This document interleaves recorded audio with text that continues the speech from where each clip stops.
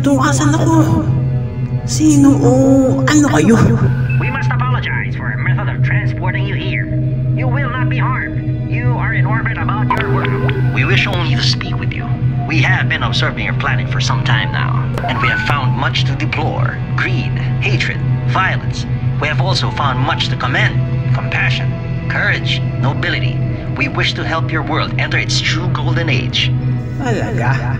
Eh kayo mga bulate, anong mapapala nyo naman dito? We just want to help. We have the power to eradicate the causes of war, famine, poverty, injustice. But our charter dictates that we must first interview a denizen, selected at random of any culture upon we wish to bestow the benefits of our science and our philosophy. Ha? At ako ang nakuha nyo? Teka, may sasabihin ako. Mga legend, magsilayas nga kayo! Pakikiramay, maharlika, basura dito yan. Walang gagawa ng kahit ano para sa kung sino man nang walang inaasahang kapalit dito. Huwag nyo na kami guguluhin dito sa mundo, ha? How can we have made such a mistake? No one is infallible, but it is out of our hands now.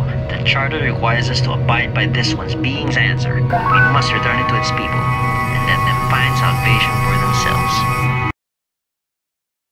It's time, Ferris. Are you sure you won't change your mind and talk, my son? Mas ka nga!